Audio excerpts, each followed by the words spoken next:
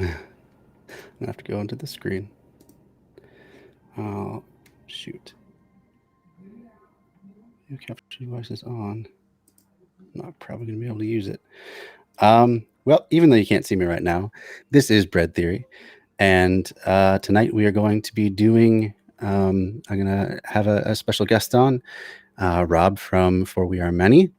But before we get into the chapter tonight, I just wanted to mention briefly that I have finally made affiliate. So if you feel like donating anything tonight, if you feel like subbing, that is absolutely now an option. So thank you so much to all the people that have helped me get to this point, all the viewers and folks who have believed in the work that I'm doing here, trying to bring leftist theory to more people and help you through it. You know, a lot of these texts are old, and I'm here to help put a modern spin on it. And as I mentioned, Rob is going to be helping me tonight. So yeah, I think without further ado, going to get into the call, and we will be doing our normal sort of thing. We're doing State and Revolution, Chapter 2. This is Part 1. I'm not quite sure how long this one's going to go, so we'll just call it Part 1 for now. Fair enough. Fair enough. And yeah, speaking of Rob, there he is right there. So please welcome to the stream, Rob from For We Are Many. How you doing tonight, Rob? Pretty good.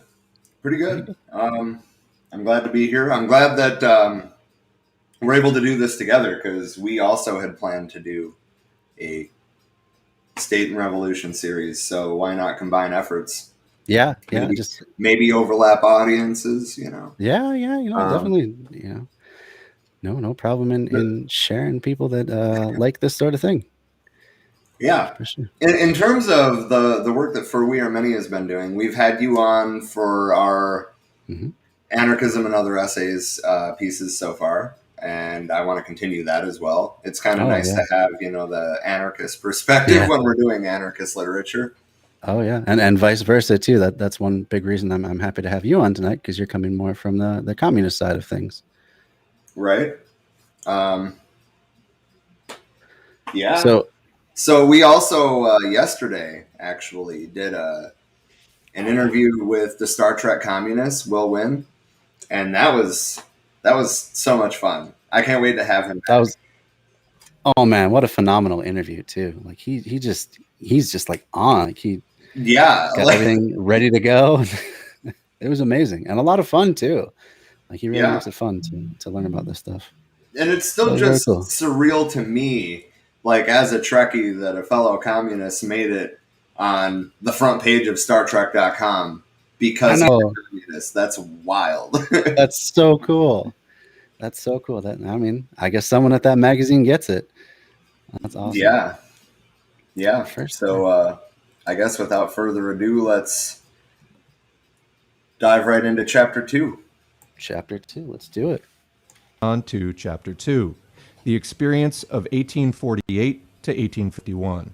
Section 1, The Eve of Revolution.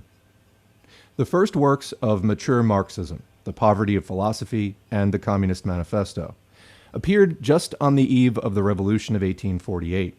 For this reason, in addition to presenting the general principles of Marxism, they reflect to a certain degree the concrete revolutionary situation of the time. It will therefore be more expedient, perhaps, to examine what the authors of these works said about the state immediately before they drew conclusions from the experience of the years 1848 to 1851.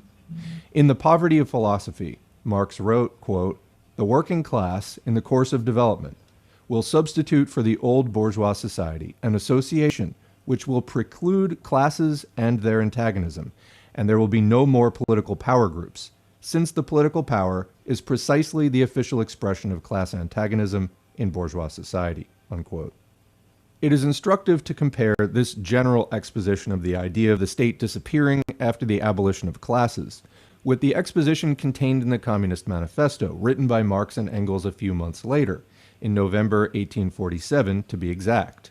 Quote, "In depicting the most general phases of the development of the proletariat, we traced the more or less veiled civil war, raging within existing society up to the point where that war breaks out into open revolution, and where the violent overthrow of the bourgeoisie lays the foundation for the sway of the proletariat.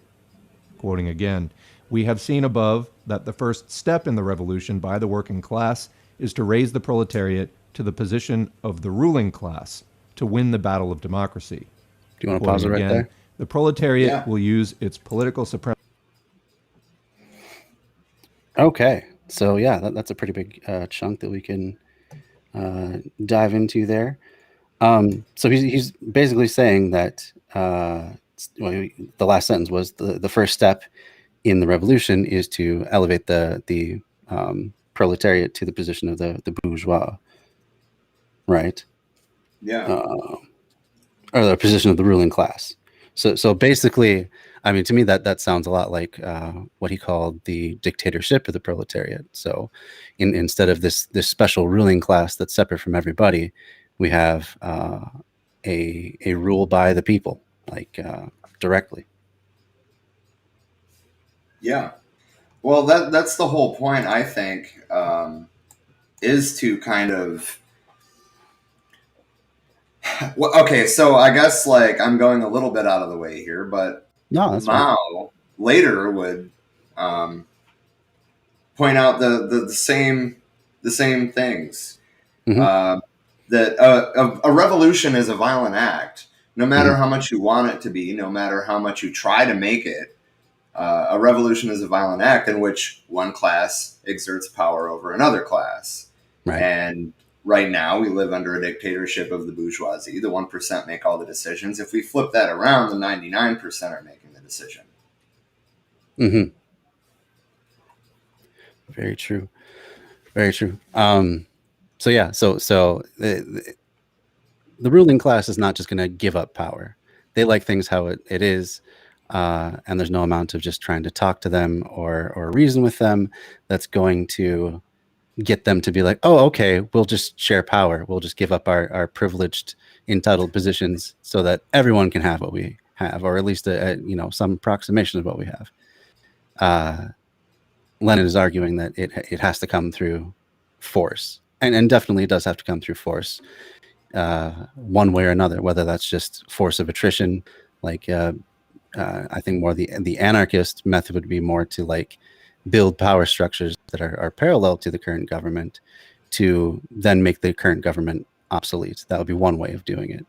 So if government's not providing housing, you provide housing. If it's not providing food, you provide food, and eventually the people just don't need it anymore. And because their basic needs are being met, the ruling class can't really exert such threats as like work or starve, or accept laws that privilege us, or else they lose their power. Basically, their main power is a stick. It's to whack the underclass into line, basically.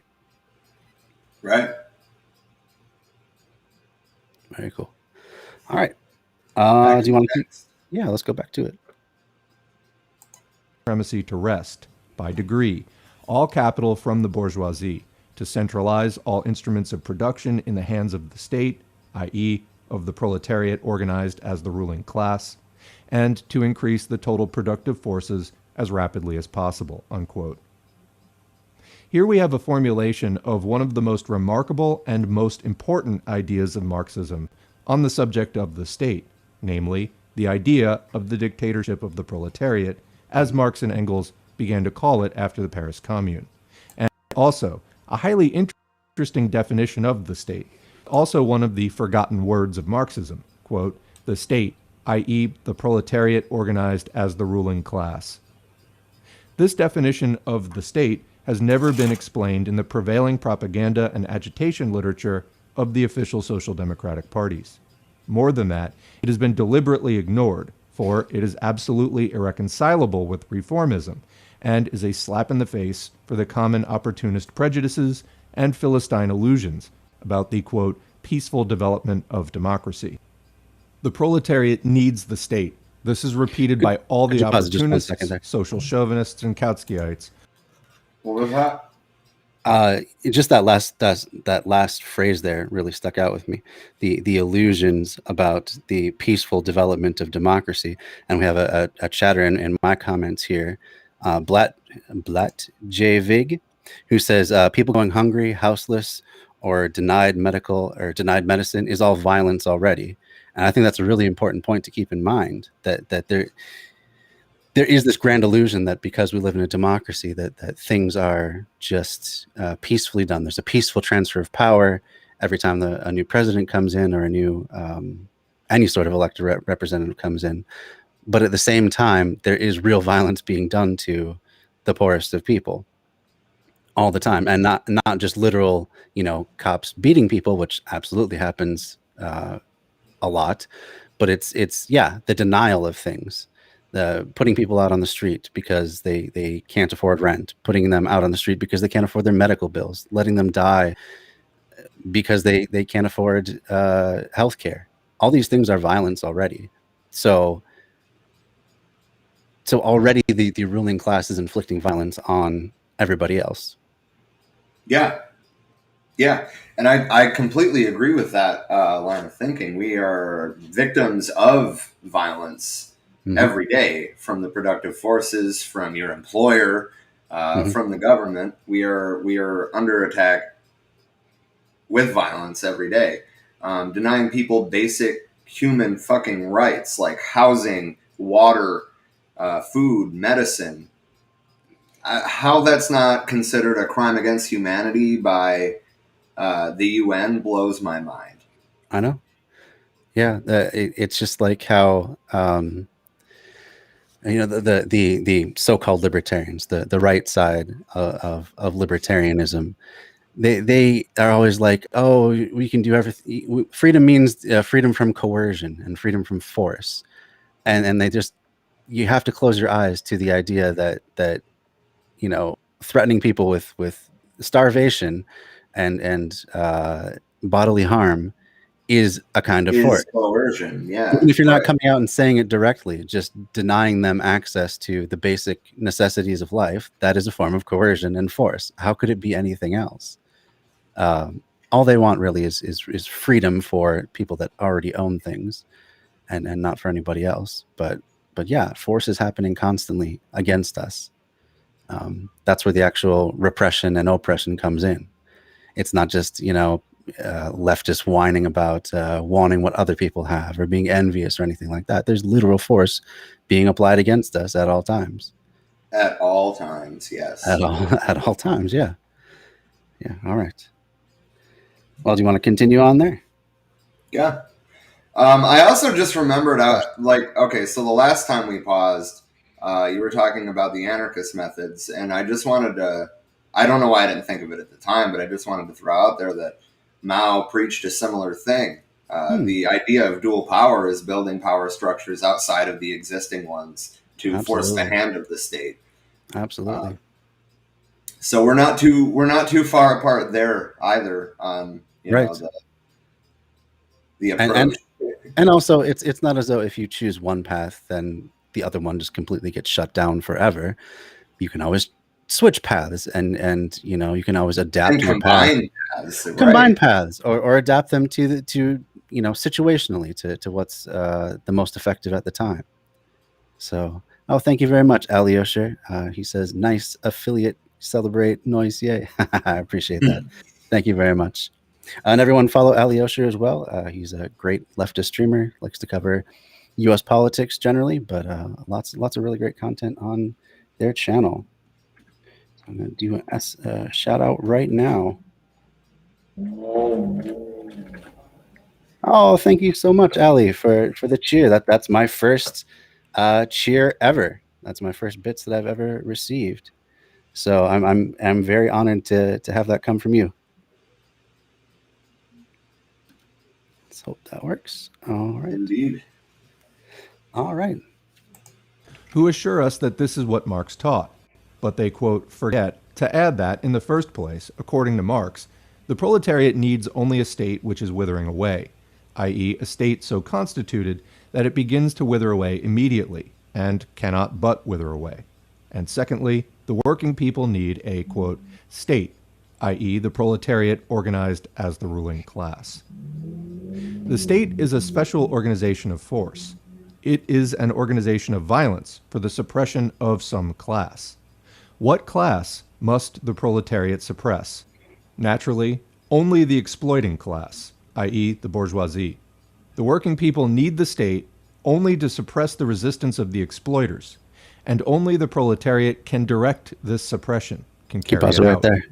For the proletariat is the only... So I think this is a strong case that they make for a centralized form of proletarian government, that it's needed because you need a state to suppress these forces, because these forces don't just go away because you have a revolution. There's still going to be counter-revolutionaries within your nation and coming from without, especially if you're in the US's crosshairs. So that's a strong case that they make, that a strong centralized state is needed to suppress these would-be counter-revolutionaries. So I would just like to throw some modern context on that. Do you think Cuba even would have survived if they weren't a communist state at this point? Yeah. I don't think so. I mean, they were being... I've just been listening to the Blowback podcast. Are you familiar with that one at all? I've heard of it, but I haven't listened to it yet. Yeah, so their new season is all about the Cuban Revolution, and it was pretty amazing, the level of exploitation that was going on before the Cuban Revolution. They basically just had a dictator who was friendly with the U.S. He, very lax on regulations. It was basically a casino country. Like literally, it was the place where all the mafiosos would go to set up their new casinos. Yeah, it was like imagine Las Vegas, right, on an island nation in the Caribbean. Yeah, exactly. Only with even less regulation than the state of Nevada. So yeah. And in that sort of a situation, of course, the people with the most money are just going to go hog wild and exploit everyone they can. Like, it already happens in these poor Caribbean nations. I saw it in the Dominican Republic, how there would be rolling blackouts throughout the entire country, except for the tourist resorts, which were pumped up by US dollars and there to cater to the needs of US tourists. But everyone else was, living a very much, I don't like the term third world, but a lower level of development than say the U.S. I mean, it was common to see donkey carts on the streets along with all the other traffic. Almost every street light was always out, so traffic was just totally uncontrolled, and it was just a lot of poverty. And it was really sad to see that all of the wealth was going to people that already were well enough off to come there and enjoy it. Yeah, that's a very fair point. I have not been to any Caribbean islands, but I have done a little bit of research into Cuba, both in terms of the revolution. I mean, Batista, the dictator you were just referring to, him and his cronies basically took off with helicopters full of cash for the United States when the revolution happened, right? Yep. So, there was nothing left in their treasury. Uh-huh. The conflicts that pushed the regime out had left a lot of property destroyed. The sugarcane harvest, for example, was decimated. And then pretty much right on the back of that, the U.S. put sanctions in place. Yep. And put over 300 attempts at least. The Cuban government says it's a lot more, but at least 300 attempts into Fidel Castro's life. I know. And they were talking about in several of the episodes how Kennedy and Eisenhower before him were literally working with the U.S. mob to hatch all these plots to either kill Castro or just in some way overthrow the revolution. It's pretty wild that we hold up these presidents to be, well, I mean, at least some people hold up these presidents to be like models of great Americans and, upholders of the law and all this stuff. They're literally working with known U.S. criminals. and crime families to try to topple a foreign nation, just because they were mad that all their friends lost their money from their old casinos. And that's what it really comes down to. Absolutely. Oh yeah. So, it seems like the U.S. really got mad when they did land reform. Like that seems to be like the real impetus for going all out to try to do whatever they can by any means necessary to get Castro out of there, because they just couldn't take the idea of, well, I mean, there was a bunch of wealthy sugar plantation owners that had to flee the country as well. So they were mad on their behalf as well. So look what this supposed bastion of democracy and freedom is doing around the world. They're working with mafiosos, and they're employing every sort of trick they can to overthrow a foreign power that there was no reason for them to be there other than capitalist interests. They're putting all their money and their warships and their threats and everything towards the interests of capital. That's what this supposed bastion of freedom and democracy really stands for when it comes to foreign policy. Agreed. Ooh. Natalie in our chat said, "There's a reason we could not get a $15 minimum wage passed, even with the Democrats in power." Exactly. They're reformists. They're never going to be any more than reformists, and furthermore, they're complacent in not actually reforming anything. They'll talk all day about how they'll reform the police or train the police better, but we've seen police budgets double since the murder of George Floyd. I know. Oh, they keep talking about, oh, look at all these liberal cities that have defunded the police. What liberal cities have defunded the police? Not a single one has. Austin, Texas has actually, which is surprising being in Texas, but Austin, Texas has diverted some funds from the police.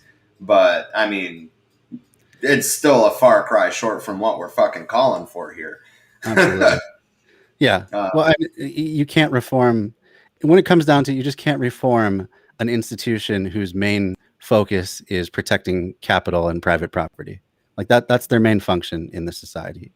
There's no two ways about it. Look at any riot that ever, or so-called riot, any sort of an uprising that happens where windows start getting broken and stuff. Where are the places that the police go? They don't go to poor neighborhoods to defend them. They go to the wealthy neighborhoods. So, I mean, that right there, that's their main function. When push comes to shove, they're there to defend private property and the citizens that own that private property. Absolutely. Ultimately, in a bourgeois dictatorship, that's the role of the state, to protect capital. Protect capital, yeah, for sure. So, jeez. Back to the text. Yeah, let's go back to the only class that is consistently revolutionary, the only class that can unite all the working and exploited people in the struggle against the bourgeoisie, in completely removing it. The exploited classes need political rule to maintain exploitation, i.e., in the selfish interests of an insignificant minority against the vast majority of all people. The exploited classes need political rule in order to completely abolish all exploitation, i.e., in the interests of the vast majority of the people. Okay. I'm just going to reiterate the sentence and then move on. That's all I got here. But the exploited classes need political rule in order to completely abolish all exploitation, i.e., in the interests of the vast majority of the people. Yep. I just wanted to reiterate that. Yeah, it's an important point. Yeah, and against the insignificant minority consisting of the modern slave owners, the landowners, and capitalists. Yes, the capitalists. The petty bourgeois Democrats, those sham socialists, who replaced the class struggle by dreams of class harmony, even pictured the socialist Okay, I'm sorry to pause it again already. No, let's go. The petite bourgeois Democrats, those sham socialists who replaced the class struggle with dreams of class harmony.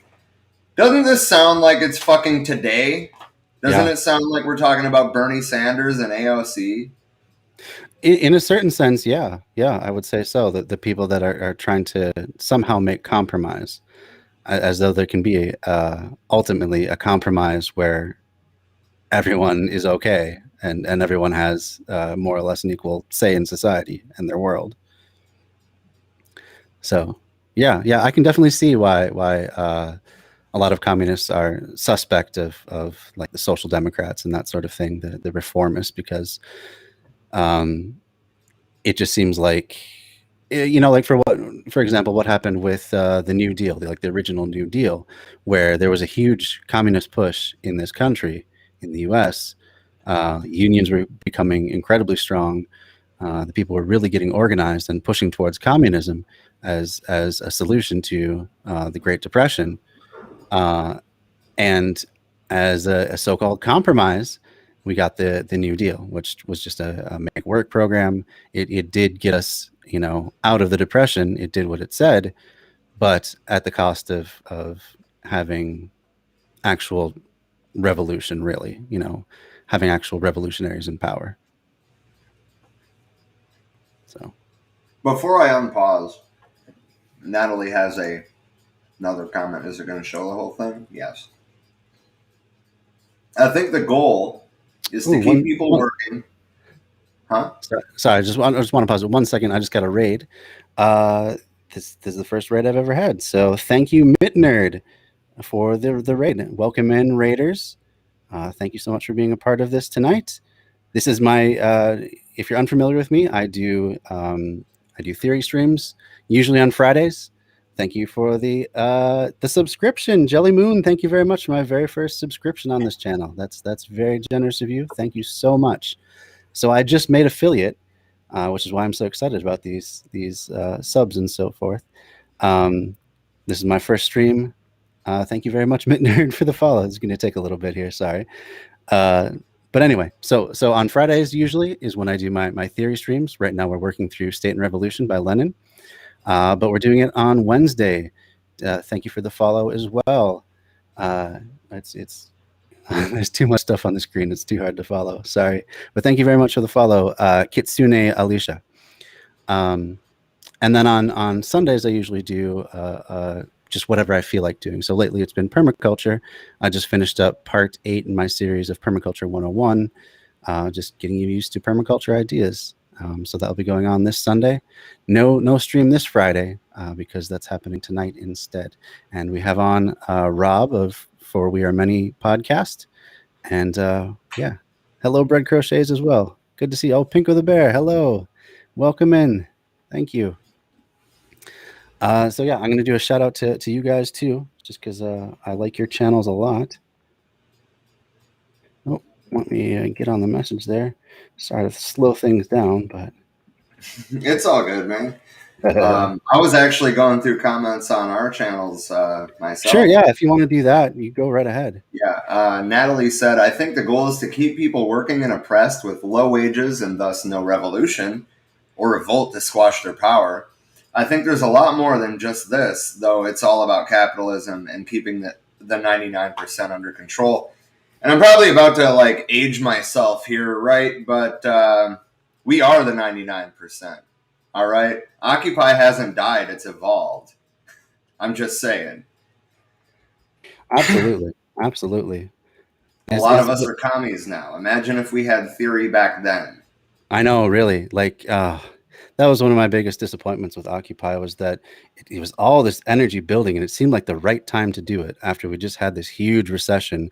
Like the material conditions were really ripe for making a push to something really big, it seemed like. But then it never quite formed a direction enough to really make that final push. So I mean, there was no official list of demands published until 6 months in, and by that point, most of the occupations had fallen. There's a whole lot to it, really, but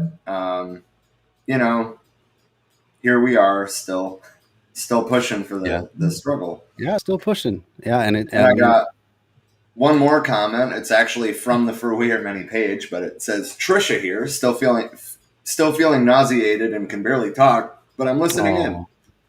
Yeah, so, I saw that earlier, that her voice is not doing well. Yep. solidarity with you, Trisha. Hope you have a speedy recovery, and hopefully she'll be able to join us in future episodes too. That would be great. Agreed. I would assume that she'll probably be there for Monday's episode. That'd be awesome. Hopefully she'll have better connectivity this time as well. So that was oh my gosh, right? Yeah, that was unfortunate. Get on that, Trisha. I'm just playing. I'm just playing. Right, so back to the text. Yeah, let's get back to it. Transformation in a dreamy fashion, not as the overthrow of the rule of the exploiting class, but as the peaceful submission of the minority to the majority, which has become aware of its aims. This petty bourgeois utopia, which is inseparable from the idea of the state being above classes, led in practice to the betrayal of the interests of the working classes, as was shown, for example, by the history of the French revolutions of 1848 and 1871, and by the experience of, quote, socialist participation in bourgeois cabinets in Britain, France, Italy, and other countries at the turn of the century. All his life, Marx fought against this petty bourgeois socialism, now revived in Russia by the Socialist Revolutionary and Menshevik parties. He developed his theory of the class struggle consistently, down to the theory of political power, of the state.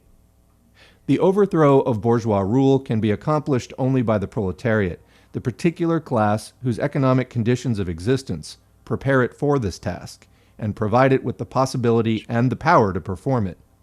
While the bourgeoisie break up and disintegrate the peasantry and all the petty bourgeois groups, they weld together, unite, and organize the proletariat. Only the proletariat, by virtue of the economic role it plays in large-scale production, is capable of being the leader of all the working and exploited people, whom the bourgeoisie exploit, oppress, and crush, often not less, but more than they do the proletarians, but who are incapable of waging an independent struggle for their emancipation.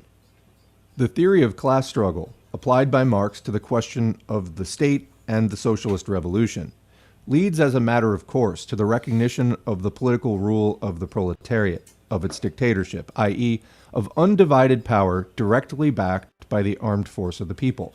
The overthrow of the bourgeoisie can be achieved only by the proletariat becoming the ruling class, capable of crushing the inevitable and desperate resistance of the bourgeoisie, and of organizing all the working and exploited people for the new economic system.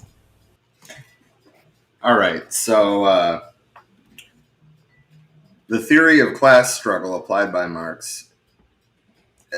We keep seeing a lot of the same terms coming back up, right? The rule of the proletariat, the ruling class, the dictatorship. The whole point is that right now there's a very small amount of people that call all of the shots, right? The idea is to turn that upside down. Flip it on its head. That's what makes it authoritarian. It's not that we're going around trying to just like wipe people out that disagree with us. No, that's not the point. The point is to wrestle control from this very small group. It's to spread democracy, spread that power out.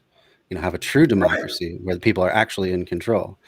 I was arguing. You've had a bunch of libertarians come into your Facebook page recently. Oh my God! And I was wading into the fray there, and there's this one guy who was a small business owner, and I just could not get him to understand that his business structure was authoritarian and dictatorial. He's like, no, it's just a business. That's how you do business. And I'm like, okay, do your workers have any say in what they do? No, but like you can't kill anybody. Like if dictators can kill people, I'm like, okay, we'll put aside the fact that if you like fire someone, not paying somebody is killing them. Well, yeah, but I think that's like very many levels beyond what he was even ready for. But I was like, okay, I'm just saying the power structure is the same thing. There's one person at the top calling all the shots. Everyone else has to go along or get out, basically. He's like, oh, what about a board of directors? I'm like, okay, that's a few people. But still, the vast majority of people have zero say in their workplace. They can't really decide their wages or how profit is distributed. They can't decide working conditions. They can't really decide anything. But, I mean, he didn't get it. So hopefully someone saw that and at least started thinking about these ideas and stuff like that. But yeah. oh, yeah. So Trisha said, I only even, this is about the having theory at Occupy thing. She said, right, I only even first heard about Mao and Che from Jaron, who was an occupier in Flint, during Occupy, and started looking into them and got inspired. But that was just skimming the surface. It wasn't until we started digging through theory more in depth, obviously, this past year when we started the podcast. Weird how that works. Yeah. That I saw the foundations of their perspectives, and the quotes I'd found a decade ago, and Jaron lit a fire under my ass to look them up. Cool. Yeah, it's amazing. Emily said hi. Hello, Emily. Hello, Emily. It's amazing how little it really takes, though. If you already are inclined towards wanting a better world, whatever that means to you, all it takes is a little bit of guidance. And I think that's really where theory's biggest power is it says all these things you've been thinking about but haven't really been able to articulate. Well, here's someone who has articulated it. What do you think of that then? And not only that, it kind of gives us historical precedent, right? Like we get to see, I mean, especially in the case of the Russian Revolution, say what you will about the USSR, it was a success. They went from a very poor feudal state to a world superpower, to a nuclear superpower in one generation. Yeah. That's wild. It's China incredible. has lifted 1.3 billion people out of poverty in one generation.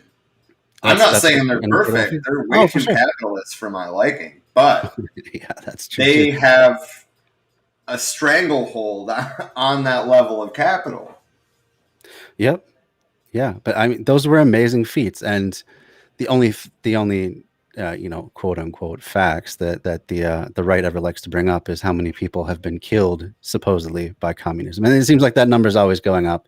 I think it's oh yeah, it's like 600 bajillion now, right? Yeah, it's basically like the McDonald's sign. It's instead of billions and billions served, it's billions and billions killed by one guy.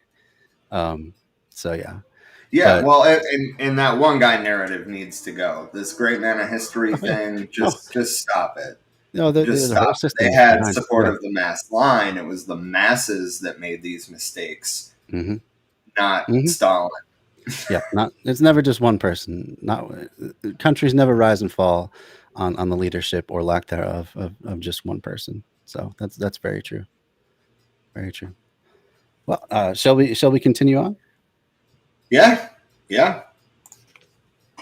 The proletariat needs state power, a centralized organization of force, an organization of violence, both to crush the resistance of the exploiters and to lead the enormous mass of the population, the peasants, the petty bourgeoisie, and semi-proletarians, in the work of organizing a socialist economy. By educating the Workers' Party, Marxism educates the vanguard of the proletariat, capable of assuming power and leading the whole people to socialism, of directing and organizing the new system, of being the teacher, the guide, the leader of all the working and exploited people in organizing their social life without the bourgeoisie and against the bourgeoisie. By contrast, the opportunism now prevailing trains the members of the Workers' Party to be the representatives of the better paid workers, who lose touch with the masses, get along fairly well under capitalism, and sell their birthright for a massive pottage, i.e. renounce their role as revolutionary leaders of... Okay, so we're getting into the vanguard party. And this is something that...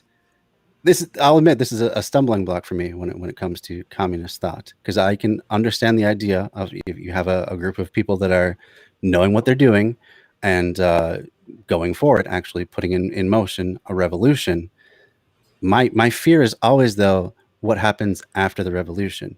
You have a group of people that have put all this work into ensuring a certain outcome that they very much may care about things going exactly right. And my fear is that concentration of power then kind of stays where it's at, rather than bleeding back out to the people, or just filtering back out to the people to create an actual dictatorship of the proletariat. My fear is that once you concentrate that power, that it just kind of stays that way. And and that might even be a good thing for a while, but no one lives forever. Eventually, someone new comes and takes the place of the old person, and every time, as long as the concentration of power, every time that's a roll of the dice, and you may get someone that becomes more of a tyrant than an actual leader. What are your thoughts on that? I mean, I tend to agree, and I think that Mao would tend to agree. Mao. Well, first of all, he advocated for dual power. That includes under the Communist Party system. So the Great Purge in China was where Mao literally sicked the masses on the Communist Party because at various levels of the party, reactionaries had come to power. And I'm not saying that that's not risky too, obviously. Yeah. I mean, it was a violent thing, but ultimately it was probably something that had to happen. Because if Mao would have died before that happened, one of those reactionary people that was doing questionable things already would have ended up getting a whole lot more power than they should. Yeah. No, I can definitely see that too. But that being said, China, like Mao talked a lot about the mass line. Okay, so like you have to have the support of the masses, and you have to keep the support of the masses. And I feel like Cuba's approach to that is better than China's is, or which, I mean, that being said, China still has a higher percentage of people participating in their political system than we do. But in Cuba, the participation rate is like 97 to 98%. Yeah, it's very good. Their primary system, or their equivalent to our primary system, takes place at the neighborhood level, and each neighborhood nominates somebody, and then it goes to the next level, and until there's one person left that the majority agree on. Right. And that's why there's only one person on the ballot. The conservatives love to try to make it sound like they're not democratic because, well, if you're running an election unopposed, then how are you democratically elected? Mm-hmm. Pay attention to how their system actually functions, though. And I mean, Cuba is obviously an easier example than China, having the Communist Party of China operating at the neighborhood level is probably doable through technology now, but 50 years ago, there's no way. Yeah. There's absolutely no way. I can see that. So, I mean, I do think that it needs to be a little more decentralized than Lenin's initial vision. That being said, I'm not saying throw out the book. This book is hugely important. Oh yeah, no, I'm just expressing. I feel like people after Lenin have refined that idea, especially in terms of centralization. So the thing is, though, is that exactly what you said is a concern. And ideally, the Vanguard Party has a mass base before they come into power. Because if the party is the masses, then there's no separation there. Whereas the way Lenin worded it when he came up with this theory sounds like a small group of people rather than the mass line. And that's why I prefer to take Mao's take on that specific detail. Okay. Well, that's helpful. Thanks for that. I just want to highlight one comment in my chat here. Ketsune says, I will say anyone that is concerned about what happens after the revolution doesn't understand what a revolution is. And that's a very good point. I misspoke. I meant the overthrow of the old order, not the revolution, because of course the revolution is the fulfillment of the promises that you make to the proletariat beforehand. And it's ongoing. You're very right in that too. The world is constantly changing, they say. The revolution will never end. There will always be new concentrations of power forming. As they say, the price of freedom is eternal vigilance. I don't think I could have said it any better. And was that the commenter's own words, or is that Leon Trotsky? That's not an insult, by the way. I know that I'm a Marxist-Leninist, but I do tend to agree with Trotsky on the idea of permanent revolution, just because the revolution happens and the ownership of the means of production is democratized and all this, doesn't mean that somebody corrupt isn't going to find a way to seize power, especially if there's any sort of vacuum. So I tend to think that Trotsky was onto something with his ideas of permanent revolution. Yeah, and you know, thinking back just to the conquest of bread that I had covered earlier, Kropotkin would agree with that as well. He basically says the idea of the revolution is the fulfillment of the promise to the people who are making the revolution for you. So before you worry about bureaucracy or anything else, make sure the people are fed, housed, all the things you've promised them, make sure that happens, and then you invest the revolution in everybody. And so that was his idea of guarding against threats, foreign and domestic, was making everybody a permanent revolutionary, basically.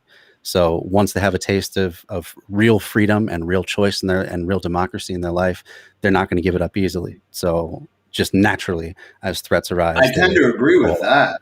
Yeah, I mean, look at when the federal government started cracking down on the Black Panther Party, they formed the Black Liberation Army to fight back. And I mean, it's not like they were controlling states even; they just had a significant presence. Like, imagine if they were controlling. If they had established a people's government, and say even just in the city of Oakland, California, imagine how much harder, how many more people would have fought for that. That would have been quite a thing to see. Yeah. I mean, honestly, I think that's why they meaning the alphabet men, of course, CIA, FBI, PD. I guess I'll throw that in there. But the point is, though, is these people were proposing a future where everybody had a say and where everybody's needs were met. And that resonated with people. And aspects of the Black Panther Party's programs were co-opted by liberals and turned into government programs. Like the free lunch at school. Well, that's a little bit different than having a free lunch, with political education by the fucking Black Panthers. Yeah. I mean, I think that ultimately they were like, we should give kids free lunch at school and free breakfast at school, so that way they're not being, taught Marx and Lenin. Oh, I wouldn't doubt that at all. And that shows too the power of these parallel structures and parallel forms of governance that we can collectively build. And I mean, really, it doesn't take that much to get the powers that be spooked on that sort of thing, which is a bit disheartening, because it means, like, I mean, as soon as you try to do anything to better your community, it seems like actually better your community, not just like do a food drive or whatever, some temporary one-time thing, but long-term help your community, it seems like you're going to have a target on your back. Yeah, I would tend to agree with that. And I mean, that's why the right to bear arms, okay? Like, nothing in this book, there's the camera. Nothing in this book would be possible if it wasn't for the people being armed. Yeah. And I mean, think about the countries that have gotten social democratic governments, right? Like, I'm referring to like Germany and the Scandinavian countries, where they have a form of democratic socialism. All of that, which looks great on the surface, don't get me wrong, but all of that comes at the expense of the global South. Right. Yeah, and ultimately, capitalists still control the means of production. Absolutely. So I mean, everything that the Scandinavian countries have gotten are concessions to keep capitalism in place. Yeah. I don't actually have anything to add to that. I think that's very well said. Anyway, back to the book. Yeah, let's go back to the book. Of the people against the bourgeoisie. Marx's theory of, quote, the state, i.e. the proletariat organized as the ruling class, is inseparably bound up with the whole of his doctrine of the revolutionary role of the proletariat in history. The culmination of this rule is the proletarian dictatorship, the political rule of the proletariat. But since the proletariat needs the state as a special form of organization of violence against the bourgeoisie, the following conclusion suggests itself. Is it conceivable that such an organization can be created without first abolishing, destroying the state machine created by the bourgeoisie for themselves? The Communist Manifesto leads straight to this conclusion, and it is of this conclusion that Marx speaks when summing up the experience of the Revolution of 1848 to 1851. I don't have a whole lot to add here. But I think that such an organization can be created without first abolishing and destroying the state machine. I think, and granted, maybe this is just idealism to a point. I don't know, but I would like to think that the systems that are in place, or that have already been built up, I should say, can be seized and used for other means. That's definitely a good point. Yeah. Yeah. I mean, it would be fundamentally changing them, and that maybe that's what Marx means by smashing. But I mean, as long as they're fundamentally changed, I don't see what the issue in seizing them and keeping them operational for the means of the proletariat. I think that would be a beneficial thing. Sure. Yeah, I would have to agree with that for sure. Sorry, and that's gonna get this gives me some things to think about. So cool. Let's move on to the next section then. The revolution summed up. Yeah, let's sum it up. Section 1, moving on to Actually, can I just interject here to say that one of the next big history projects I want to do, the next big series actually, is specifically on the Paris Commune. And cool. I was, if you want to be a part of that, you're more than welcome. Yeah, if I have the extra time. Yeah, I think it would provide a lot of, for me anyway, it would provide a lot of context into what Marx was writing about. Yeah, that would be really interesting. That's something that I've been very interested in since reading The Conquest of Bread, because he talks a lot about the Paris Commune and that, and its triumphs and failings and so forth. So yeah, definitely interested in it. Indeed. Section 2, the Revolution summed up. Marx sums up his conclusions from the Revolution of 1848 to 51 on the subject of the state we are concerned with in the following argument contained in the 18th Brumaire of Louis Bonaparte, quote, "But the revolution is thoroughgoing. It is still journeying through purgatory. It does its work methodically. By December 2, 1851, the day of Louis Bonaparte's coup d'etat, it had completed one half of its preparatory work. It is now completing the other half. First, it perfected the parliamentary power in order to be able to overthrow it.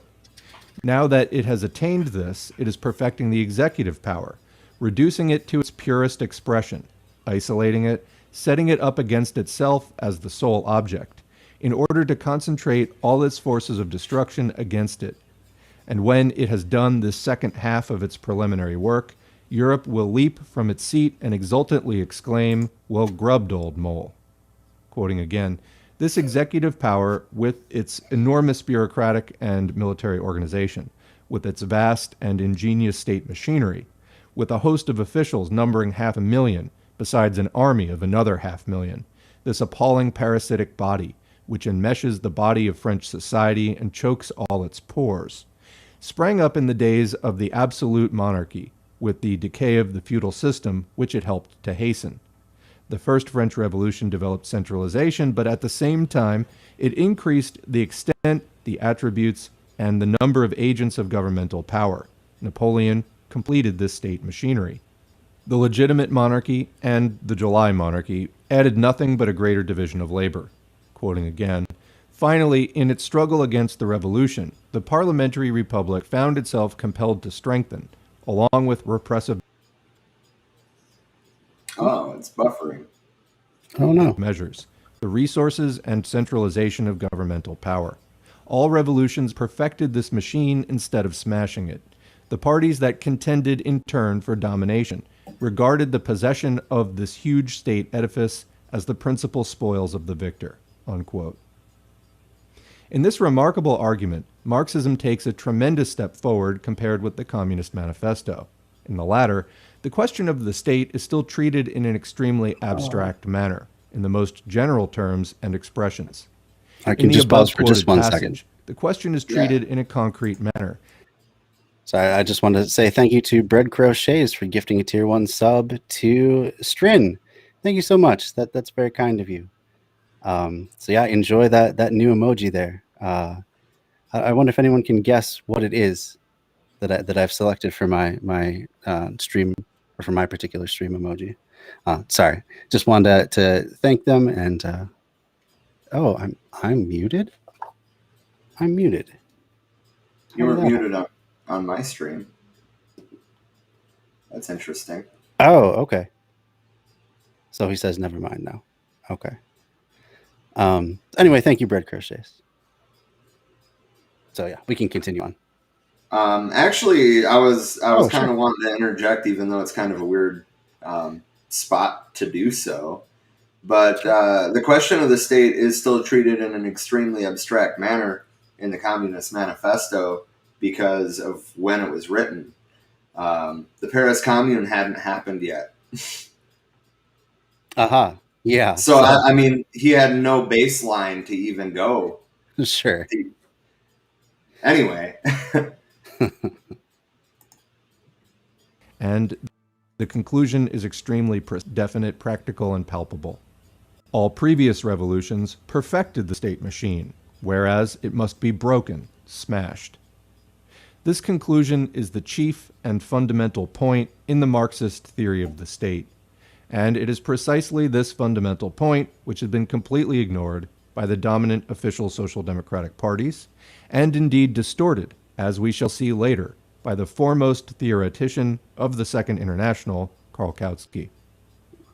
The Communist Manifesto gives a general summary of history, which compels us to regard the state as the organ of class rule, and leads us to the inevitable conclusion that the proletariat cannot overthrow the bourgeoisie without first winning political power, without attaining political supremacy, without transforming the state into the proletariat organized as the ruling class, and that this proletarian state will begin to wither away immediately after its victory, because the state is unnecessary and cannot exist in a society in which there are no class antagonisms. The question as to how, from the point of view of historical development, the replacement of the bourgeois by the proletarian state is to take place is not raised here. This is the question Marx raises and answers in 1852. True to his philosophy of dialectical materialism, Marx takes as his basis the historical experience of the great years of revolution, 1848 to 1851. Here, as everywhere else, his theory is a summing up of experience, illuminated by a profound philosophical conception of the world and a rich knowledge of history. So I wanted to interject at the end of that paragraph to do some shameless self-promotion, but go right for it. If you go to forwearemany.org, right now I'm second guessing myself. I mean, that's what it said up on the restream yes, thing. It's forwearemany.org. We're good. Yeah. We have a piece on the German revolutions and counter-revolutions of 1848 and 49. Eventually, we hope to add to that the failed German Revolution of 1919, which ultimately led to Hitler's rise to power. He seized power in the vacuum that was left by the failed revolution. Mm-hmm. Wow. Yeah. That sounds like a really good resource. Very cool. Indeed. Anyway, back to the text. Yeah. Problem of the state is put specifically the bourgeois state, the state machine necessary for the rule of the bourgeoisie, come into being historically. What change did it undergo? What evolution did it perform in the course of bourgeois revolutions and in the face of the independent actions of the oppressed classes? What are the tasks of the proletariat in relation to the state machine? The centralized state power that is peculiar to bourgeois society came into being in the period of the fall of absolutism. Two institutions most characteristic of this state machine are the bureaucracy and the standing army. In their works, Marx and Engels repeatedly show that the bourgeoisie are connected with these institutions by thousands of threads. Every worker's experience illustrates this connection in an extremely graphic and impressive manner. From its own bitter experience, the working class learns to recognize this connection. That is why it so easily grasps and so firmly learns the doctrine, which shows the inevitability of this connection, a doctrine which the petty bourgeois Democrats either ignorantly and flippantly deny, or still more flippantly admit in general, while forgetting to draw appropriate practical conclusions. The bureaucracy and the standing army are a parasite on the body of bourgeois society, a parasite created by the internal antagonisms which rend that society, but a parasite which chokes all its vital pores. The Kautskyite opportunism now prevailing in official social democracy considers the view that the state is a parasitic organism to be the peculiar and exclusive attribute of anarchism. It goes without saying that this distortion of Marxism is of vast advantage to those Philistines who have reduced socialism to the unheard-of disgrace of justifying and prettifying the imperialist war by applying to it the concept of, quote, the defense of the fatherland. But it is unquestionably a distortion nevertheless. The development, perfection, and strengthening of the bureaucratic and military apparatus proceeded during all the numerous bourgeois revolutions which Europe has witnessed since the fall of feudalism. In particular, it is the petty bourgeois who are attracted to the side of the big bourgeoisie and are largely subordinated to them through this apparatus, which provides the upper sections of the peasants, small artisans, tradesmen, and the like with comparatively comfortable, quiet, and respectable jobs, raising the holders above the people. Consider what happened in Russia during the 6 months following February 27, 1917. The official posts which formerly were given by preference to the Black Hundreds, comment extreme reactionaries and monarchists, have now become the spoils of the cadets, comment the major bourgeois party, Mensheviks, and social revolutionaries. Nobody has really thought of introducing any serious reforms. Every effort has been made to put them off, quote, until the Constituent Assembly meets, and to steadily put off its convocation until after the war. But there has been no delay, no waiting for the Constituent Assembly, in the matter of dividing the spoils of getting the lucrative jobs of ministers, deputy ministers, governors general, etc., etc. The game of combinations that has been played in forming the government has been, in essence, only an expression of this division and redivision of the spoils, which has been going on above and below throughout the country in every department of central and local government. The 6 months between February 27 and August 27, 1917, can be summed up, objectively summed up beyond all dispute, as follows. Reforms shelved, distribution of official jobs accomplished, and mistakes in the distribution corrected by a few redistributions.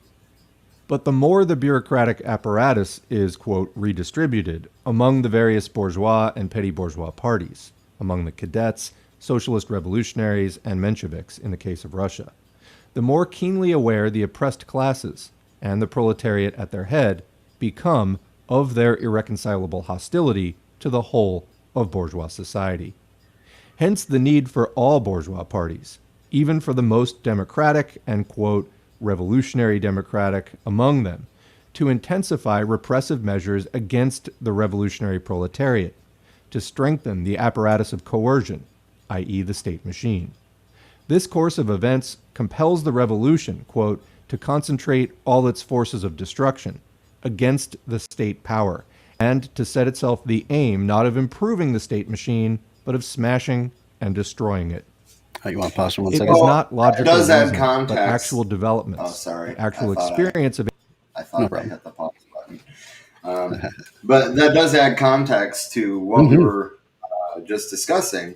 And I do think that using our systems, our electoral system especially, I think has to be smashed and rebuilt.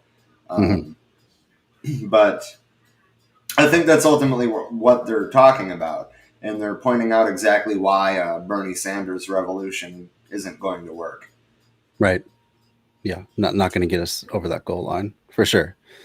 Definitely could make things better for a lot of people, but it's never going to never going to be the complete change. That's for sure. So one thing that came up for me when I was reading that, when he was talking about even the most democratic and revolutionary democratic among them to intensify repressive measures against the revolutionary proletariat, to strengthen the apparatus of coercion, i.e. the state machine. So what that actually reminds me of is the January 6th uprising. I don't know what we're calling it now, the incident now, and how afterwards I was kind of a little taken aback to see so many leftists who were like cheering on the FBI as it became strengthened, and just because it was going after the people that they happen not to like. I mean, I guess I can say I'm a little bit guilty of that, but it was more like because I thought it was funny. I mean, sure, yeah. There's definitely some Schadenfreude in that. Yeah. It's fun. It's fun to see enemies. I'll take that criticism because you're right. Yeah, you're right. But and Sterling, who was on our show at the time, pointed out like if they were going in for the needs of the working class, then obviously we'd be looking at this a totally different light.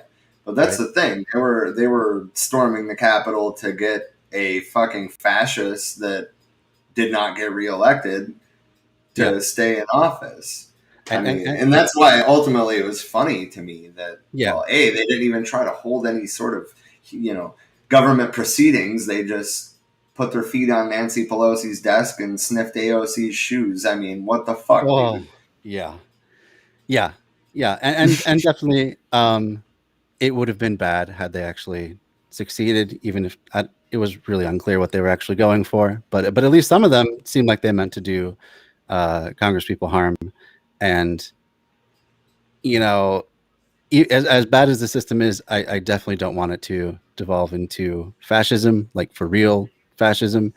So it was good that they stopped them from doing that, but just the amount of state power that they've now increased and used that as a justification, that part is the scary part.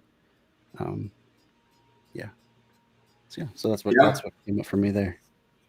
That's very fair. All right. We going back to the book, or? Yeah, sure. Yeah, let's go back to the book. Actually, hold on. The little chat icons lit up. Natalie said, agreed, the electoral system needs a total revision here in the USA. Yeah, it does. I mean, to say the least, yeah. Yeah, it's been completely co-opted by the moneyed interests. I mean, it's hard to even call it much of a democracy anymore. Perhaps at local levels, it's not quite so obvious, I guess, or overt, but definitely at the federal level, I mean, you got to be a millionaire to even make a run for Congress, or at least have enough millionaires that you're willing to make deals with to fund your campaign.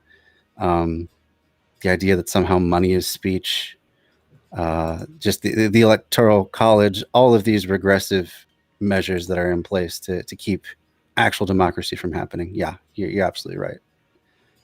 I just wanted to shout out another one of Natalie's comments. I think they all had their own reasons, led by a fascist leader that scared and enraged them. I totally agree. I don't know what their reasons were per se, but for whatever reason, Trump resonated with millions of Americans, and that's something that we need to think about, really. Oh, absolutely. Absolutely. And I think it is that sense that most people have that things are not right in the country.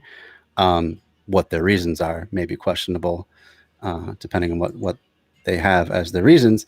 But the idea that things are just not working for a large portion of this country, I think those are the material conditions that are pushing people to want a big change. And when that happens, it seems there's two basic options. You can either try and make things better for everybody, and push towards the left, or you can try and retreat back into some imagined safe fallback point. They always talk about how fascists like to have this imagined past where the hierarchy was set up just right, the right people were in power, and everything worked exactly as it should. and that's what they use as their main propaganda point to try to push people to want to reclaim, even though it never was a thing in the first place. But aside from that, I think that's one of the big driving factors that pushes people towards fascism when they're feeling scared and powerless. Although at the same time, especially when you look at like the January 6th participants, a lot of those people were not at all working class. A lot of them were just like, you know, I own a boat rental place, or I own a small car dealership or something like that, and I'm mad that I got to wear a mask or something like, I'm mad that I have any of my rights, my supposed rights, infringed on at all, and so I want to go smash down the government because I can't go to Denny's, Yeah. Oh my God, that's so accurate though. So Pink of the Bear says they feel their entitlement and supremacy slipping away. Yeah. So I think that definitely is another huge driving factor that pushes people towards fascism rather than real change, or real positive change, I should say. We got a new viewer on our channel commented saying, I think they are warp-minded, but at some point in their core, most of them want what we do. And I agree with that. A lot of them don't even know that they want what we do. They don't know what they want. They just want to live their lives. Right. And that's not going to happen under capitalism. Well, yeah. I mean, it's going to happen for a very select few, but at the expense of so many more. It's never a solution that can work for everybody. We can't all be like, going back to those debates I've been having with people on your page there on Facebook. So many of them are just like, oh, become a business owner, well, okay. At some point, you gonna put up the fucking capital, yo? Well, I mean, yeah, but aside from that, but like we can't all just be, sole proprietorship entrepreneurs. Like at some point, like if you own a restaurant, someone's got to flip the burgers and make the food and like wait the tables and stuff like that. So at some point you have to have workers. So obviously for the system to work, we can't all just be entrepreneurs. So even if it were possible for us all to just walk down to the bank and say, I'd like the monies, please. And they would just like, one of those comic $ bags, just plop it right in your lap and be like, all right, have fun. Even if that were true, it's impossible for us all to make that. And capitalism has to be a pyramidal shape. You have to have someone at the top. And in order to have that person at the top and to have any sort of wages to skim from to make themselves wealthy, they have to have workers. It's just how it is. It structurally can't be anything else. Yeah. Agreed. One more comment and then we'll get back to the thing. Or unless you got some more comments. Natalie said, we need grassroots. And if they can't get the people's vote, then they don't have the policies in place anyways that are what the people want. Exactly. Yep. Yeah, definitely. I agree. Do you got anything else you want to? That's all the comments on my end for now, so we can move on. All right. 1840-51 that led to matter being presented in this way. The extent to which Marx held strictly to the solid ground of historical experience can be seen from the fact that in 1852, he did not yet specifically raise the question of what was to take the place of the state machine to be destroyed. Experience had not yet provided material for dealing with this question, which history placed on the agenda later on in 1871. Comment the Paris Commune. In 1852, all that could be established with the accuracy of scientific observation was that the proletarian revolution had approached the task of concentrating all its forces of destruction against the state power, of smashing the state machine. Here the question may arise, is it correct to generalize the experience, observations, and conclusions of Marx, to apply them to a field that is wider than the history of France during the 3 years 1848 to 51? Before proceeding to deal with this question, let us recall a remark made by Engels, and then examine the facts.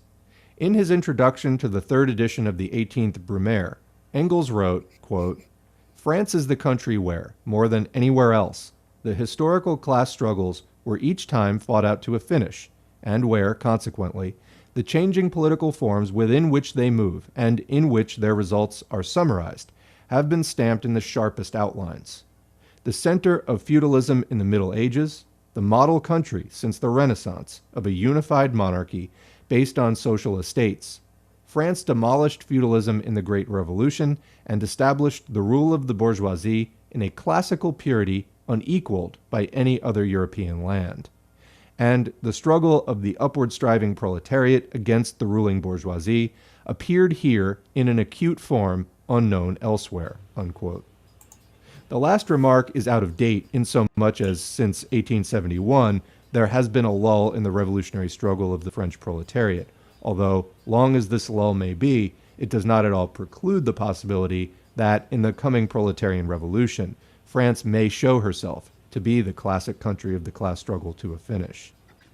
Let us, however, cast a general glance over the history of the advanced countries at the turn of the century. We shall see that the same process went on more slowly, in more varied forms, in a much wider field. On the one hand, the development of parliamentary power, both in the republican countries, France, America, Switzerland, and in the monarchies, Britain, Germany to a certain extent, Italy, the Scandinavian countries, etc.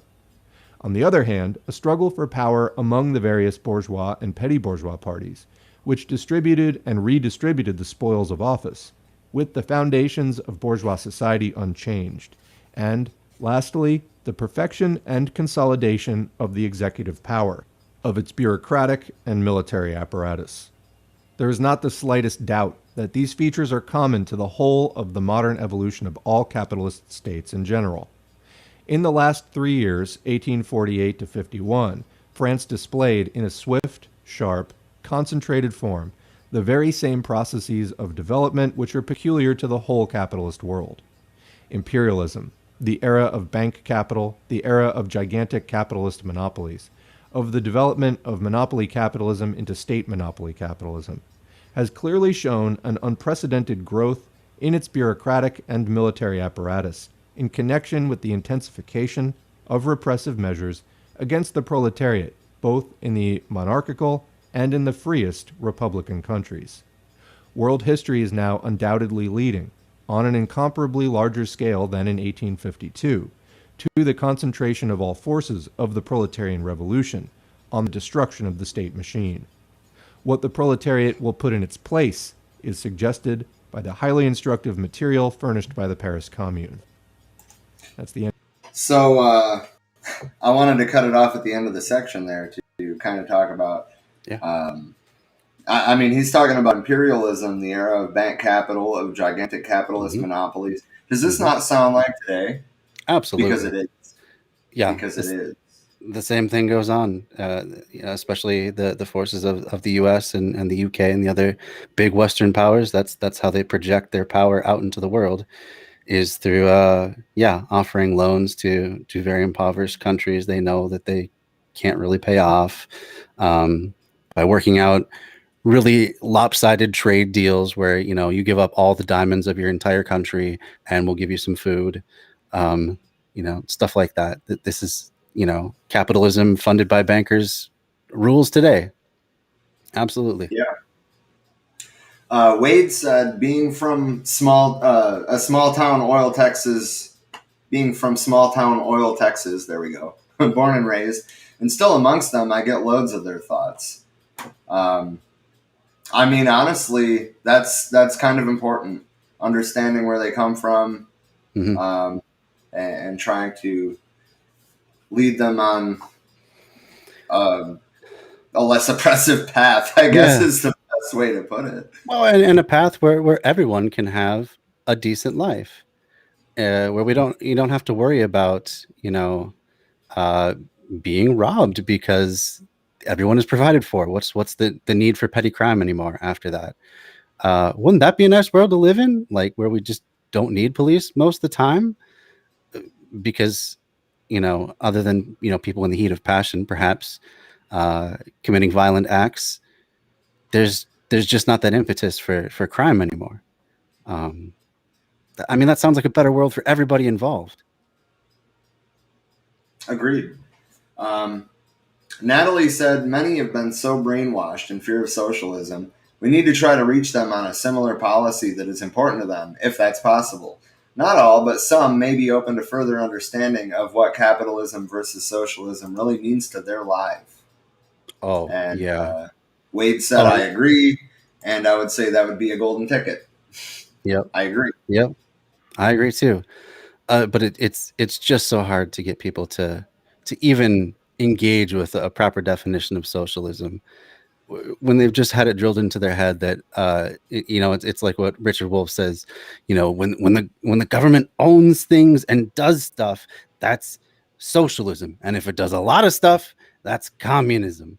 Like that's his classic quote there, and people really believe that is the definition. They're like, oh, you just want government control of everything. No, we don't want just government control. Well, we want to redefine what government means, first of all. Absolutely. Yeah, but they're just thinking of government as it is now. We just, want the government to intrude in everyone's lives and tell them they have to, say PC culture things and no more praying in school and like all these things that they're afraid of.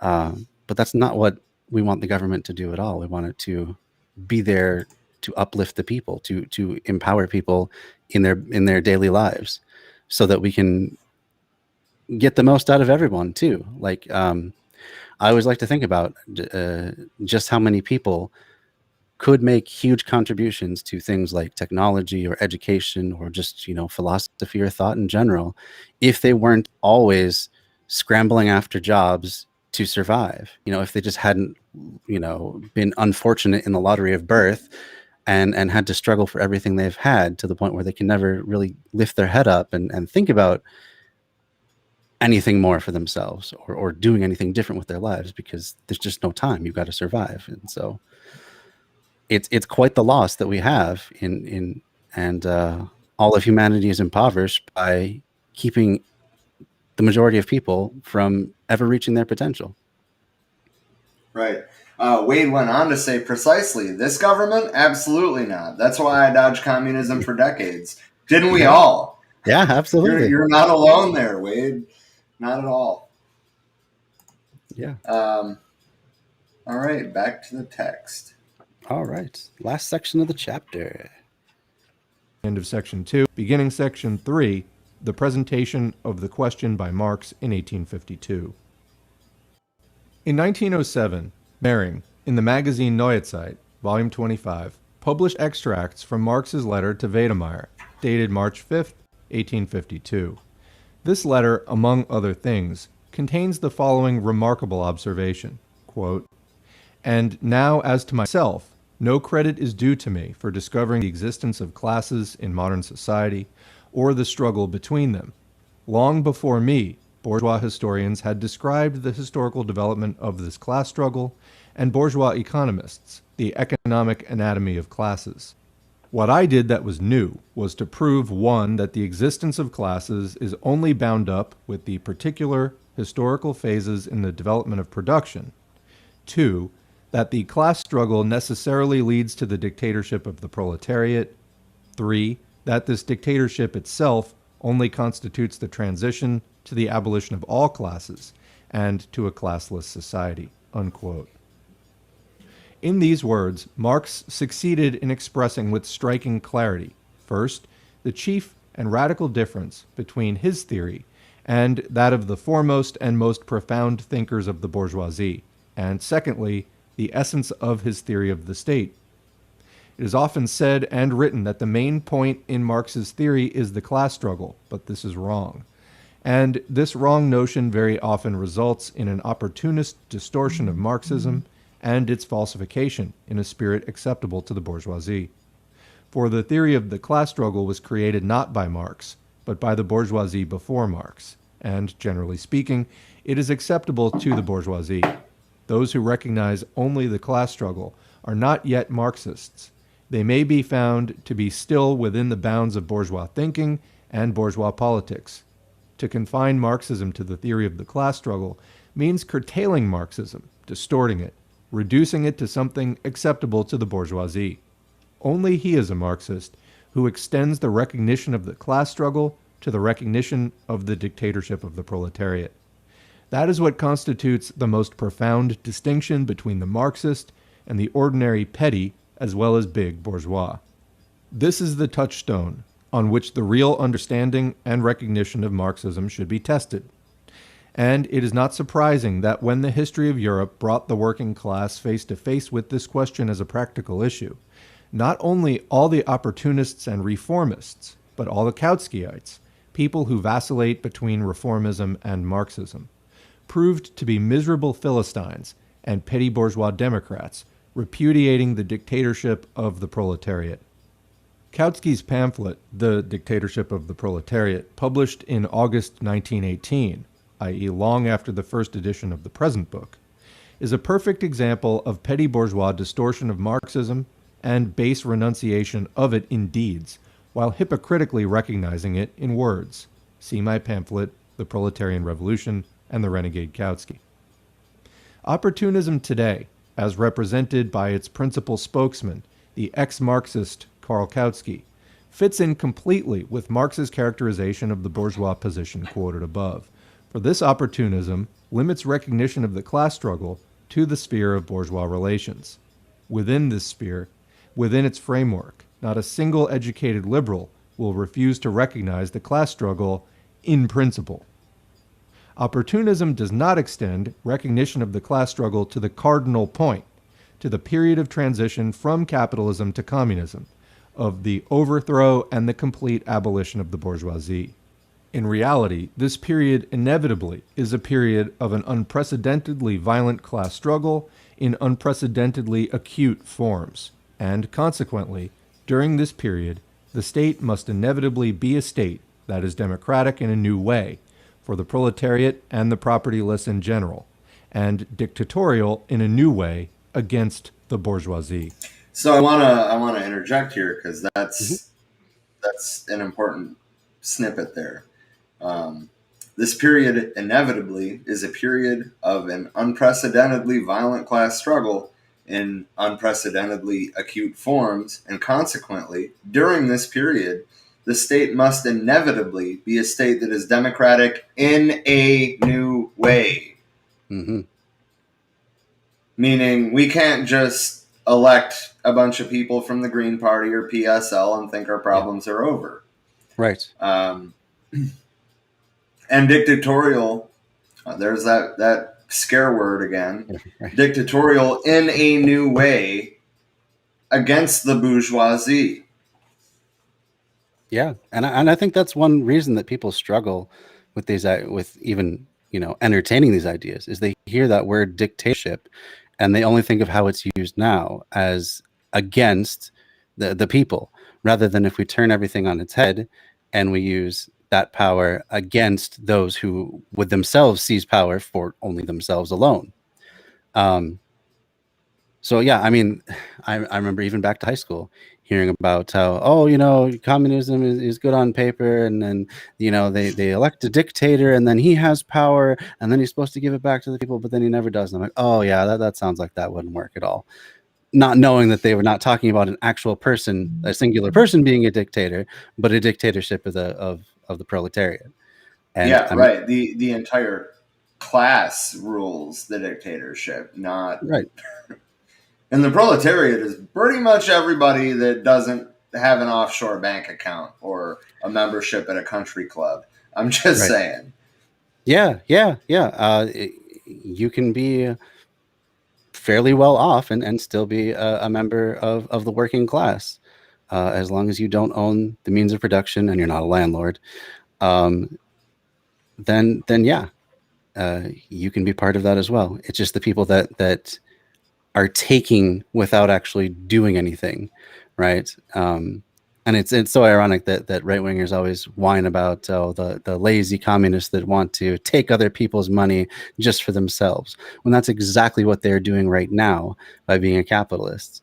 If you're a business owner in America, you can sit back, kick your heels up, and have all your workers do everything for you, and you still get paid somehow. I mean, to me, that sounds like the ultimate in taking, not this fantasy that they think that everyone's just going to sit at home if they don't have the threat of starvation over their head. Yeah. And just quickly, Pinkle the Bear says discussing government or cops in any of these things must be linked to the class character of the country we are discussing. Very good point. Thank you for that.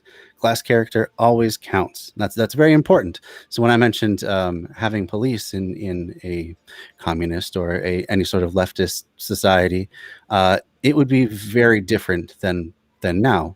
Just like with the dictatorship working on behalf of the people, it would be police not working on behalf of capital, which is what they're primarily doing right now, but instead to protect the people. If we're to have any sort of police and still call them police at all, it would just be protecting people from violating other people's, I think under a proletarian state in the United States, we would be seeing systems of community defense more along the lines of the Black Panther Party. Which, I mean, there's so many groups that continue in that tradition. The John Brown Gun Club, the Huey P. Newton Gun Club, to an extent, the Socialist Rifle Association. But I think that we would see more of a community defense orientation rather than a policing orientation. Yeah, and I'll just add to that mutual aid, disaster relief, which were huge after Katrina, organizing community self-defense when these like literal KKK groups were going around and hunting Black people because there was no one to stop them at that point. And they called out to this group, and they came in, and just through show of force, just by saying, "Hey, look, we got guns too, so don't mess with us," that put an end to those raids, and those people were safe after that point. So, another good organization. I got a couple more comments here. Natalie said, certain words have been demonized, that's for sure. Hearing the word dictator still has me feeling chilling, uncomfortable. Oh, yeah. And that's kind of the idea of that programming. And I mean, don't get me wrong, I'm not a fan of any sort of dictator, but we're not talking about a dictator. We're talking about all of us dictating what happens over the bourgeoisie. Yep. As the common working person, just having a voice like any other common working person. Right. And Wade said, the ideal we were sold as children was largely socialist. Holy shit, isn't that the fucking truth? Mm-hmm. Mm-hmm. Mm-hmm. Yeah.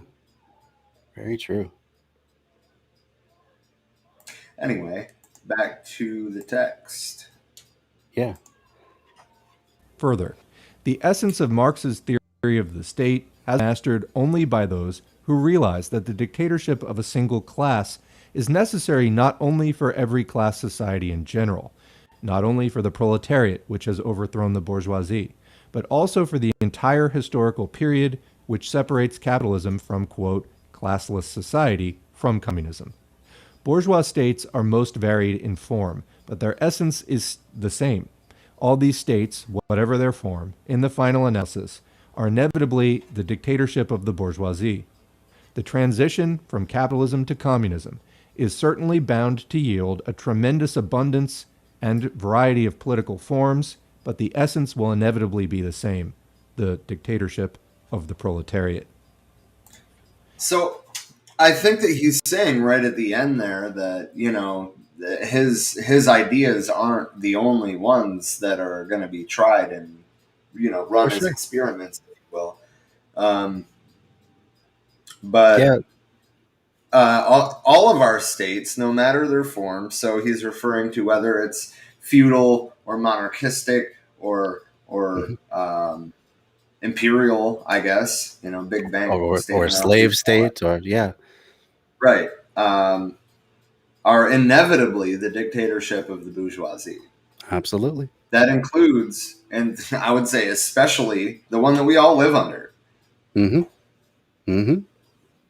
Yep. It is not a country for of and by the people. It's for of and by the capitalists, really, the wealthiest interest among us and the most powerful among us.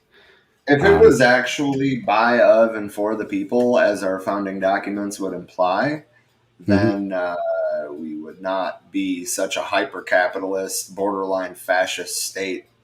Right. Yeah.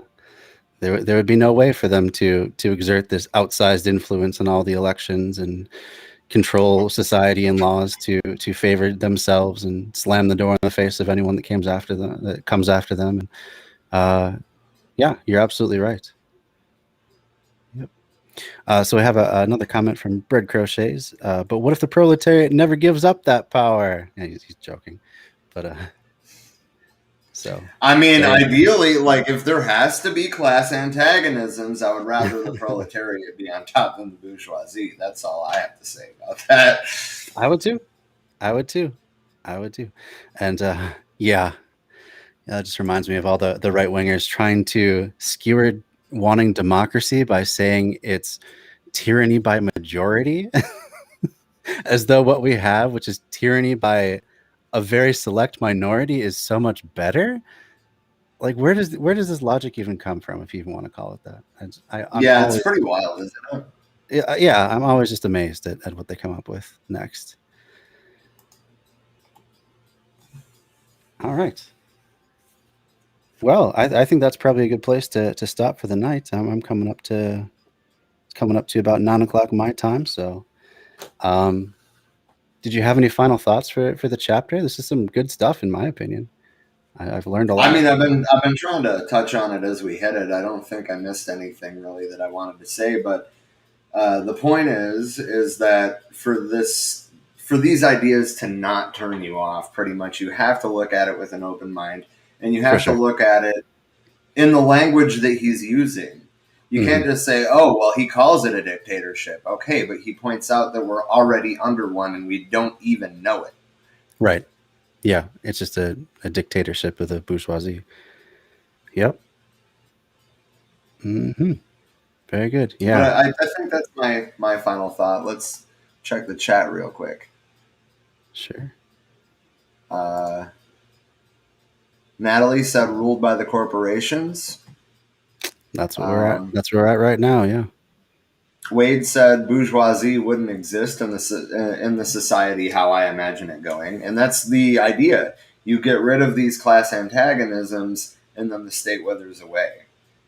If there's any class antagonisms, then there's obviously a reason the state is still there.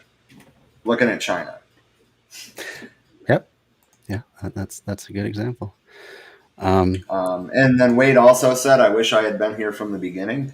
You can actually go back, at least on the For We Are Many and the Left Signal Boost Facebook pages. You can rewatch it there. You can rewatch it on our YouTube.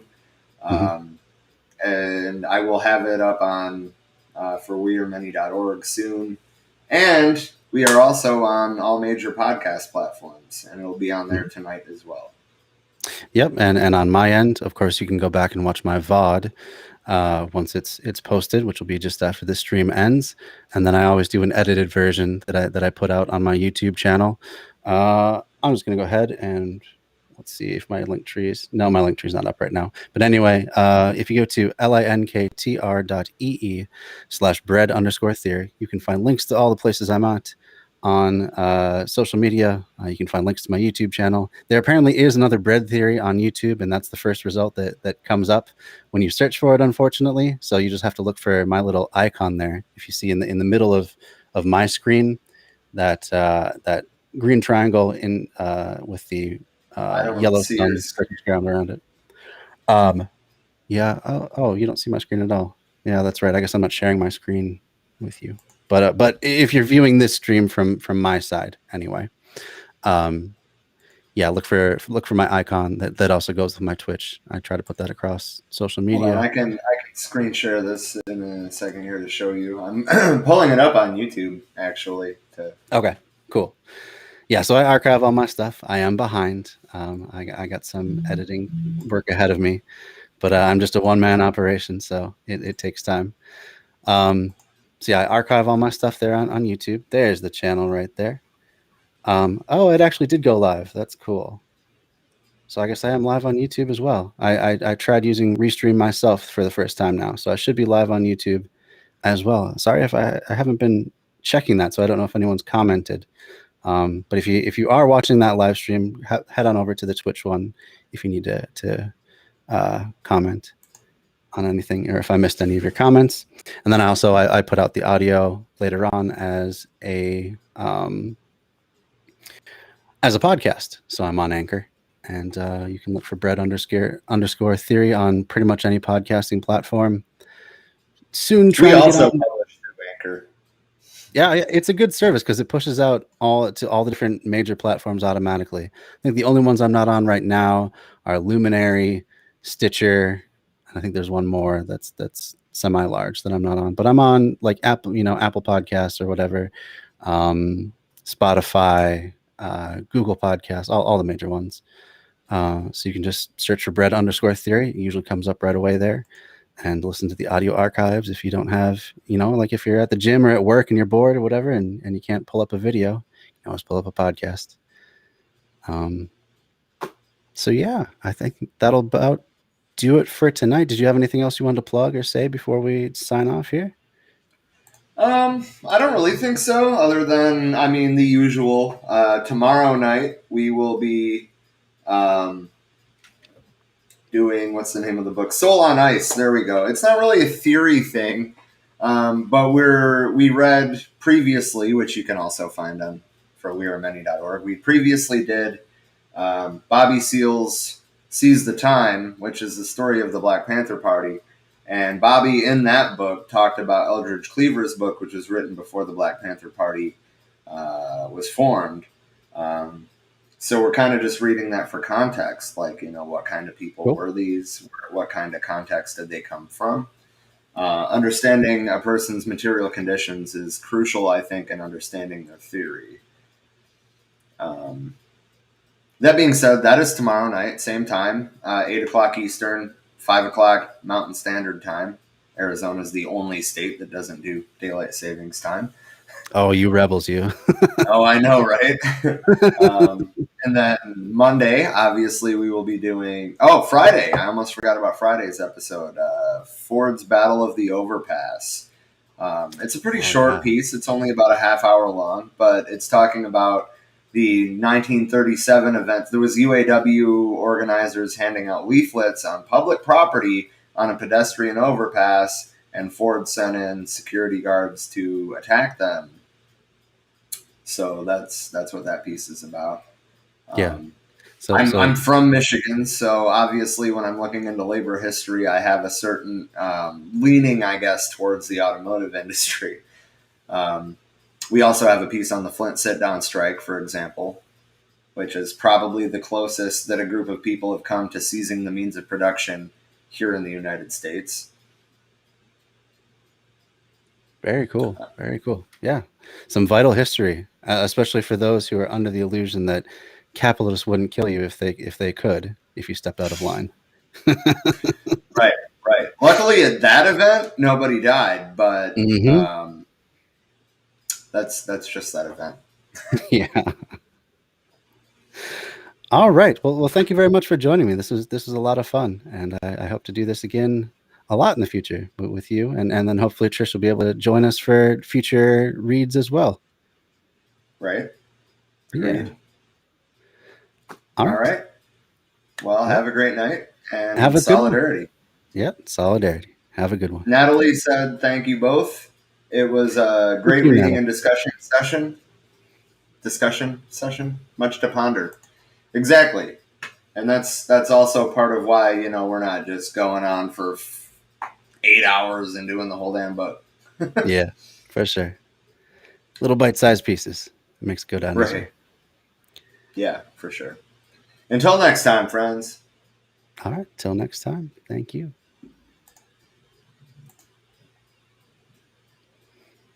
And